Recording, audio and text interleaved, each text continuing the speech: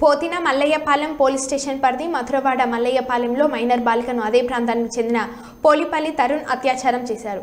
బాధిత తల్లిదండ్రుల ఫిర్యాదు మేరకు పోలీసులు నిందితుని అదుపులోకి తీసుకున్నారు. సంఘటన స్థలానికి law and order incharge ACP S Rambabu, PM Palem CA Ramakrishna చేరుకుని విచారణ చేపట్టారు. ఫోక్సో చట్టం కింద కేసు నమోదు చేసుకుని దర్యాప్తు చేస్తున్నారు. బాలికను చికిత్స కోసం కేజీహెచ్కు తరలించారు.